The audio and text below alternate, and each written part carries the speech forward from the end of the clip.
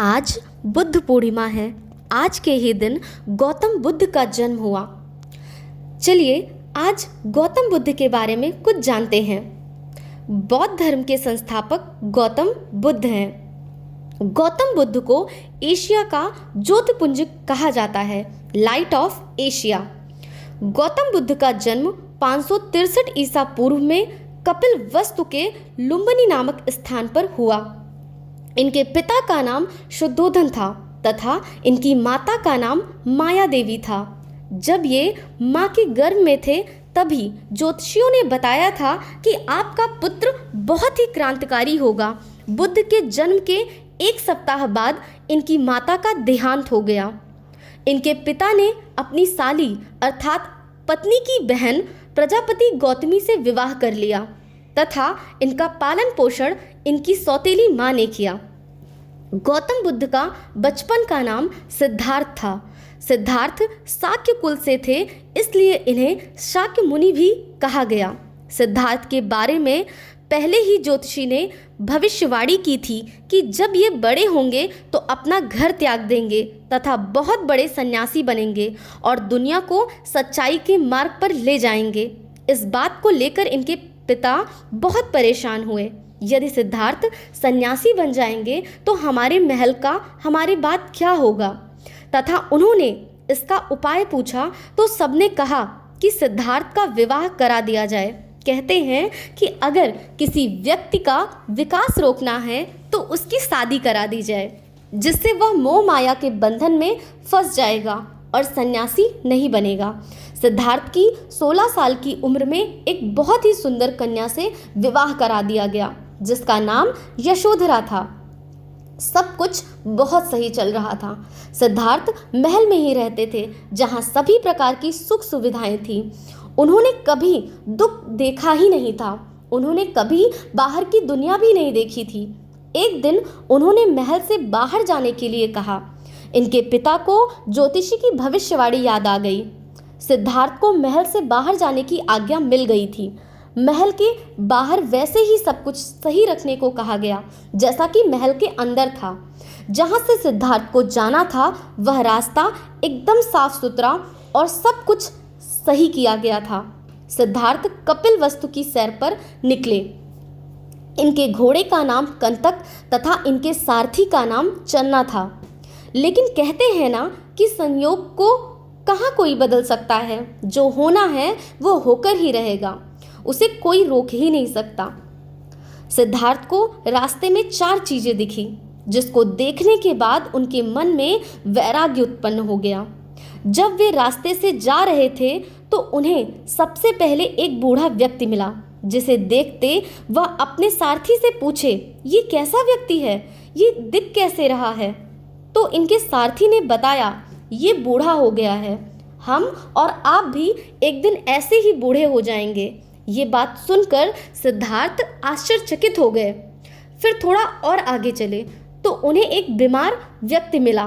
फिर उन्होंने अपने सारथी से पूछा तो सारथी ने बताया, महाराज ये बीमार व्यक्ति है, यह जीवन के अंतिम पड़ाव पर है, हम सब की भी यही दुर्दशा होगी।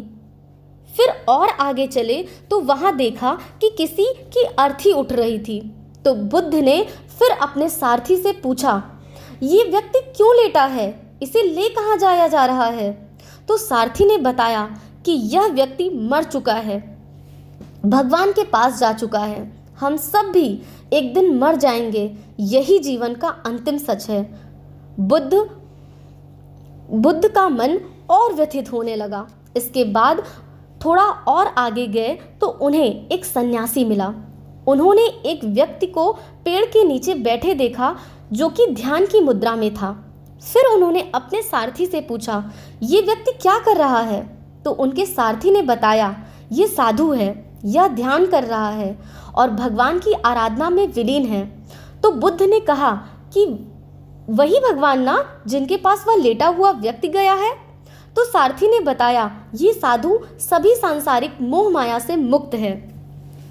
इसके बाद सिद्धार्थ अपने महल वापस आ गए और अपनी पत्नी को सांसारिक मोह माया के बारे में बताया। उन्होंने कहा कि चाहे राजा हो या फकीर, सबको बूढ़ा होना है, सबको बीमार भी पड़ना है तथा अंत में सबको मरना ही है। इसलिए हम इन सब से दूर जाना चाहते हैं। हम मोह माया और सांसारिक बंधनों से मुक्त होना चाहते हैं। उनके मन में वैराग्य उत्पन्न होने लगा। इसी दौरान उनकी पत्नी ने एक पुत्र को जन्म दिया जिसका नाम राहुल रखा गया। सबके बहुत मना करने पर भी बुद्ध नहीं माने और 29 साल की उम्र में अपना घर त्याग दिए। एक राजा के जीवन को छोड़कर सन्यासी जीवन अपना लिया। गृह त्याग को बौद्ध धर्म में महाभिनिष्क्रमण कहा गया। गृह त्याग करने के बाद सिद्धार्थ ने वैशाली के अलार कलाम से सांख्य दर्शन की शिक्षा ग्रहण की। अलार कलाम सिद्धार्थ के प्रथम गुरु हुए। अलार कलाम के बाद सिद्धार्थ ने राजगीर के रुद्रक रामपुत्र से शिक्षा ग्रहण की।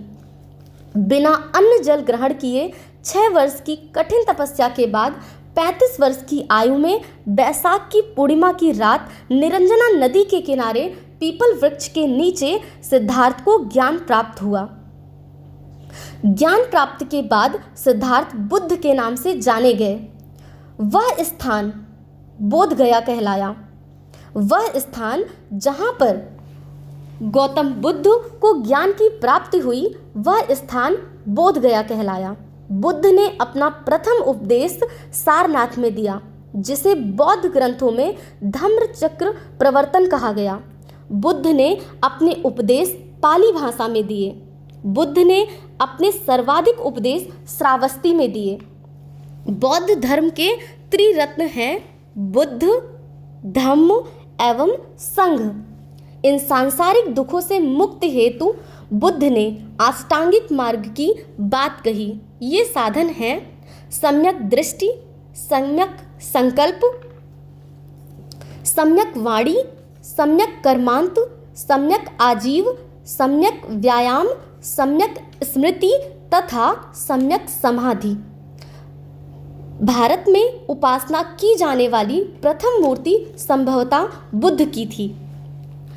बुद्ध की मृत्यु 80 वर्ष की अवस्था में 483 ईसा पूर्व कुशीनगर में हुई, जिसे बौद्ध धर्म में महापरिनिर्वाण कहा गया।